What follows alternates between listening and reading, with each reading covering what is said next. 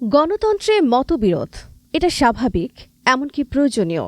রাজপথে আন্দোলনও সেই গণতান্ত্রিক চর্চারই একটি অংশ, কিন্তু প্রতিটি ক্ষেত্রের একটি নিজস্ব সীমা বা ভাষা রয়েছে। রাজপথের প্রতিবাদ যখন সংসদের ভেতরে প্রবেশ করে, তখন প্রশ্ন ওঠে, সংসদের ভূমিকা কি একই থাকবে? সংসদ শুধু একটি ভবন নয়, এটি রাষ্ট্রের নীতি নির্ধারণের কেন্দ্র। এখানে প্রত্যাশা থাকে যুক্তি, সংলাপ এবং গঠনমূলক বিতর্কের।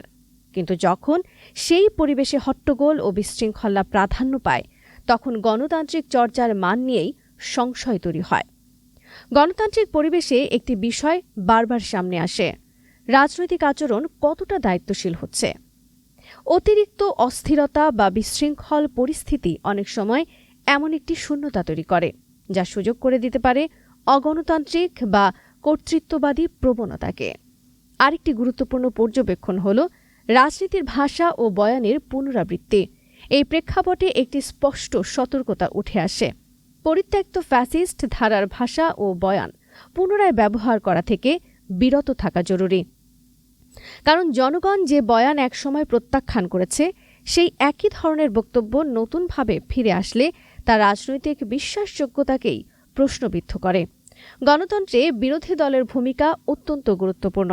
তাদের কাজ কেবল প্রতিবাদ নয়, বরং সরকারের ভুলগুলো চিহ্নিত করা, বিকল্প প্রস্তাব দেওয়া এবং একটি কার্যকর জবাবদিহি নিশ্চিত করা।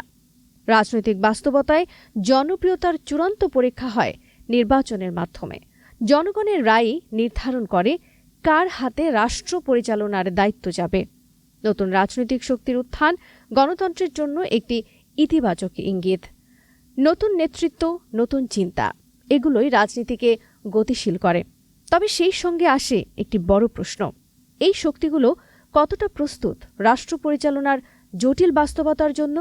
বিশেষ করে তরুণদের নতুন দলগুলোর ক্ষেত্রে তাদের সামনে সবচেয়ে বড় চ্যালেঞ্জ আবেগ থেকে পরিপক্কতায় পৌঁছানো।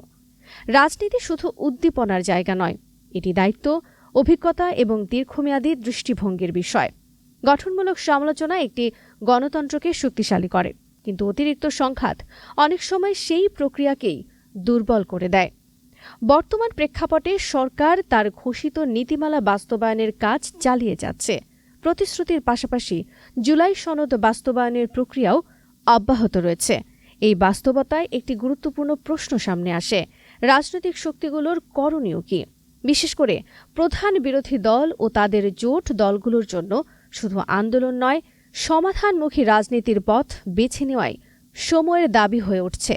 যদি লক্ষ্য হয় দেশের জন্য কাজ করা, তবে কেবল বিরোধিতা নয়, বরং রাষ্ট্রীয় কার্যক্রমে গঠনমূলক সহযোগিতাও হয়ে ওঠে অপরিহার্য। কারণ একটি রাষ্ট্র এগিয়ে যায় না নিরবিচ্ছিন্ন সংঘাতে, বরং সম্মিলিত প্রচেষ্টা, সংলাপ এবং দায়িত্বশীল রাজনৈতিক চর্চার মাধ্যমে। পুরনো বয়ান নয়, দায়িত্বশীল রাজনীতির ভবিষ্যৎ।